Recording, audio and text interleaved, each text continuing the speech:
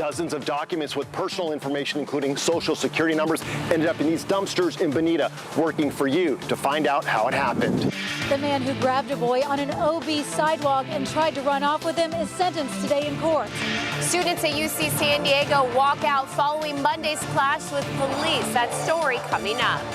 $2 million up for grabs in District 4 in San Diego County. How you can apply. Details coming up. We're working for kids to find out where these doctors are going to med school. Cover. An act of heroism cost Rose Veldman her legs, but it's what she gained that she's most proud of. CBS 8 News live at 6 starts now. Documents with social security numbers and other personal information were supposed to be shredded, but instead they ended up in an open dumpster where anyone could find them. Good evening and thank you for joining us. I'm Carlo Cicchetto. I'm Marcella Lee. The files belong to a local attorney. So how did they end up in the trash? CBS 8's Steve Price follows the paper trail. An attorney says he hired a professional moving company to properly dispose of documents from his old office. But dozens of files ended up in these dumpsters here in Bonita, and inside, papers with a lot of personal information that someone could easily use for identity theft. This is crazy. Greg spotted the documents while making his rounds at a shopping center he helps maintain. Right away, I seen social security numbers, names, addresses, titles to their deeds to their house. And I'm like, what the hell? He noticed one name popping up a lot. Speckman Law Firm, their slogan, your financial lifeguard. If they're your financial lifeguard, I think you just drowned. We found a lawyer named David L. Speckman here in San Diego, and he confirmed the documents were his. I sold my home, and I'm downsizing and leaving the state. He agreed to let us record his voice, but not his face. He says he retired a couple of years ago and hired 365 days labor movers to shred the documents. They picked them up on Monday. Greg found them here Tuesday. Speckman says he called the owner, who apologized. She wasn't aware of the situation. It was employees of hers that had done something that, was probably against her instructions. So she was surprised and said she would take care of it. The dumpsters are behind another business owned by that same woman. And while we were getting video of them today, one of her employees came out. No, don't touch. Don't touch.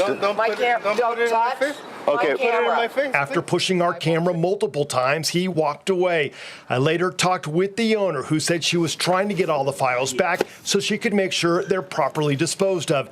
In the meantime, Speckman, who also had some of his personal information exposed, says the files contain information on about a dozen former clients, and he's already notified them. I'm aware of who was affected, and those are the ones that I've contacted and will continue to contact and monitor the situation to make sure nothing happens, and myself included. It's not clear if any of the files went missing, but Greg moved the ones he found to a secure location. Late this afternoon, he turned them over to the moving company, which promises this time to dispose of them correctly. Literally 5 minutes after I took these files out and put them in these boxes, literally 5 minutes later, there was a tweaker going through this trash can. In Bonita, Steve Price, CBS 8. Thanks, Steve. A man accused of killing a 68-year-old woman with a pellet gun has pleaded guilty to involuntary manslaughter. 19-year-old William Innes faces up to 5 years, 8 months in state prison when he is sentenced. Prosecutors say Innes and co-defendant Ryan Hopkins drove to Annette Purcell's homeless encampment last May and began firing a pellet gun at her. She died 3 days later. Hopkins pleaded guilty last year to assault with a deadly weapon and was sentenced to 1 year in county jail plus probation. Today, UC San Diego students walked out of class to show their support for pro-Palestinian protesters. CBS 8's Shannon Handy was there and has more on the demonstration and the changes being called for. Thousands of people took part in today's walkout. They're not only denouncing the war in Gaza, but also what happened here on campus on Monday. Remember South Africa, remember Vietnam. Today's walkout started at noon in front of UCSD Sun God statue. From there, the group grew and marched throughout campus. Free Palestine! This is unlike any war that has been seen. The death toll is incredibly disproportionate to the other side. Maya, who did not want to provide her last name, says she's a student here. She and others are speaking out not only against the war, but also how both the university and police handled the dismantling of a pro-Palestinian encampment earlier this week. Law enforcement showed up in force, arresting 64 people, including 40 students. Many here today are calling on UCSD's Chancellor Pradeep Khosla to resign. He says he did it for our safety and for people to be able to go to class and be on campus. But ever since the encampment was here, I've felt nothing but just love and community. And the only time I ever felt scared was when he called the riot police. One professor I spoke to believes Khosla should be censured by the faculty. Oh, it's an outrage. Sending in the multiple police forces to arrest the students is pathetic. Other demands students and staff have include amnesty for students who are arrested, as well as divesting from companies contributing to or profiting from the war. We need to have our morals straight and to divest from anything that is profiting off of perpetuating this genocide. The 2-hour walkout was loud but peaceful. UC police, along with private security guards, kept watch from afar. Afterwards, we spotted a small group of Israeli supporters, a mix of students, staff, and community members who say they came to dispel misinformation and call for peace. We are here to respond by saying we love Israel and down with Hamas and stop terrorism, stop supporting terrorism. At one point, a counter-protester shouted at the group before walking away. In a statement regarding Monday's events and today's walkout, a UCSD spokesperson tells CBS 8, dialogue, free speech, and academic freedom are cornerstones of our university, and UC San Diego fully supports the right to peacefully protest and express views on campus. However, we are also fully committed to protecting the physical safety of all individuals in our community and upholding the rights of all students, faculty, and staff to continue to work, study, and carry out the academic mission of the university without undue disruption. Shanna Handy, CBS 8. 4 days of commencement celebrations kicked off on the USC campus today following weeks of unrest. A series of doctoral hooding ceremonies took place this morning at various campus locations under heightened security. Additional ceremonies will continue through the week. The traditional main stage ceremony was canceled last month during campus protests. Today, Democratic leaders were calling on President Biden to take executive action to protect undocumented immigrants who have been living in the U.S. for a long period of time. California Senator Padilla joined other senators in Washington, D.C. today. They are urging President Biden to find a path to U.S. citizenship for DACA recipients. This call comes during a time when the number of encounters with migrants here in San Diego is up significantly compared to the last fiscal year. A lot of money is coming to District 4 businesses and nonprofits, a little more than $2 million, your tax dollars at work. CBS 8's Kirsten Holmes is following the money for you and joins us live with how your organization or business can get in on that money.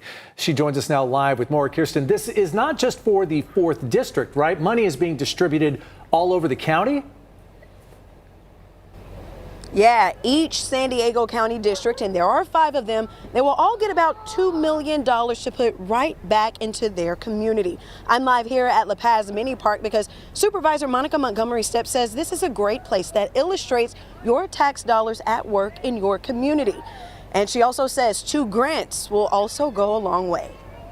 We need good partners in government. We need folks who are at the grassroots level that are taking care of the everyday needs of our most vulnerable communities. That's San Diego County Supervisor Monica Montgomery Stepp talking about the 2 grants available specifically to District 4.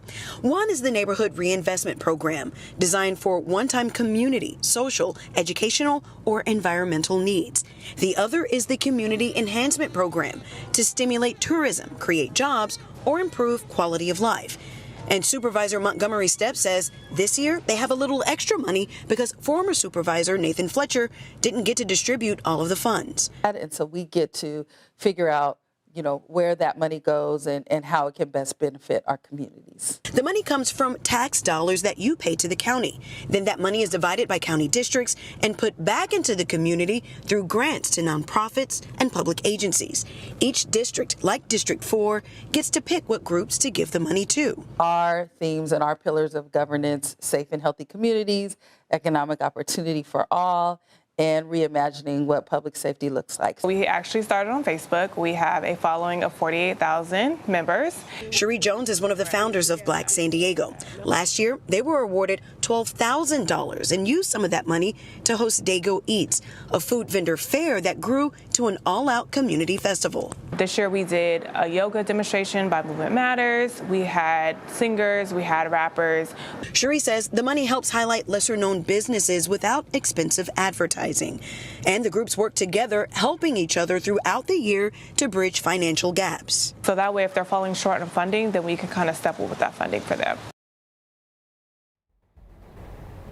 Okay, so time is running out, so here's what you need to know to apply. Take a look at this graphic beside me. Those applications are due by May 17th at 5 p.m.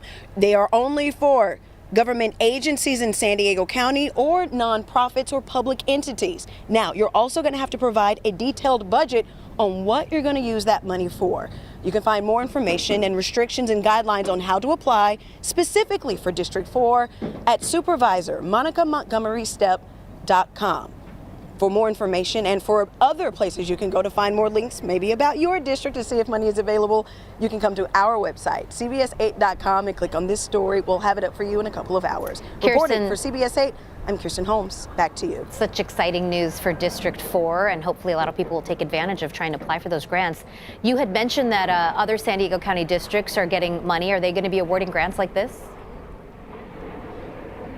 Absolutely. Each San Diego County district got about $2 million to award for the year. Some have already distributed the money, so go online to our website, cbs8.com, and you'll have a link to the county's website where you can look for to apply in your district or see if they've already distributed the money. All right, great. Thanks so much for that really exciting news. Still ahead, a man who pleaded guilty to grabbing a boy outside a local deli is sentenced to prison. Plus, is Social Security really going to run out of money before you retire? We verify. We saw sunshine by the afternoon hours, but we're going to talk about that marine layer moving in for tonight, and it might not entirely clear closer towards the coast. We'll take a look at that coming up. And as CBS 8 partners with Rady Children's to help bring the hospital a canine therapy program, we'll show you the training these dogs go through, all to help young patients.